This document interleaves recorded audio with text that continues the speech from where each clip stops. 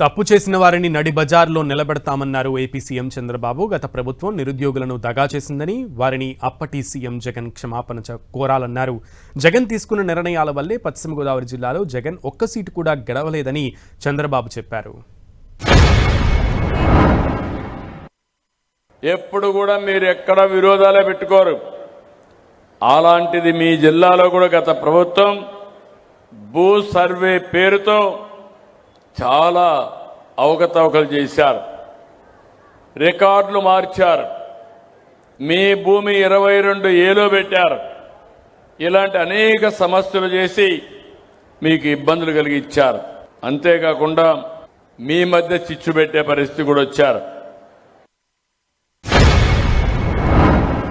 నిన్న మొన్న చూశారు, పరీక్షలంటే తెలియని వాళ్ళు, ఎట్లా పెడతారో తెలియని వాళ్ళు, రిజర్వేషన్ తెలియని వాళ్ళు కావాలని బురదల్లే కార్యక్రమాన్ని తీసుకున్నారు. నేను ఒకటే చెప్తున్నా, నేను ముఖ్యమంత్రిగా ఉన్నంత వరకు ఎవడైనా తోక తిప్పి ఎక్కడైనా తప్పు చేసి నడి బజార్లో నిలబెడతాను తప్ప ఎవరిని వదిలిపెట్టనని మరొకసారి మీ అందరికీ హామీ ఇస్తున్నా. మీరు కష్టపడ్డారు, లక్షల మంది పరీక్షలు రాశారు, అంత మనువు చెప్పారు జాబ్ క్యాలెండర్ ఇస్తామని.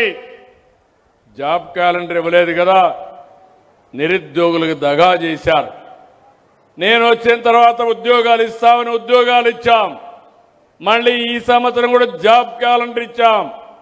ఇది చూసిన తర్వాత భయపడిపోయి ఏం చేయాలన్న దిక్కుదోచకుండా అతని చరిత్ర, గొడ్డలి పార్టీ చరిత్ర మీరు చూస్తుంటారు. అన్ని తప్పుడు ప్రచారాలు, నేరాలు, ఘోరాలు చేసి ఎదుట వాళ్లపైన వేసే పరిస్థితి. ఇక్కడ అయిపోయిందని తెలంగాణకు పోయి వినుకొండ మాజీ ఎమ్మెల్యే అక్కడ పోయి ఎంఆర్ఓ, కలెక్టర్, జాయింట్ కలెక్టర్ సంతకాలన్నీ ఫోర్జరీ చేసి 1500 కోట్ల రూపాయల ఆస్తులు కొట్టేశారు.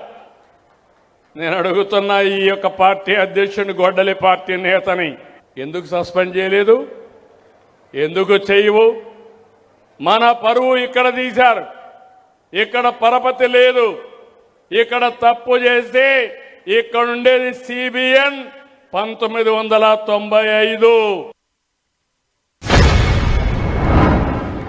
గొడ్డలి పట్టుకునే చేతులకి నాగలబట్టే రైతు బాధలు గుర్తురావు. కోడి కత్తి డ్రామాలు ఆడేవాళ్ళకి వరి కోతలు తెలియవు.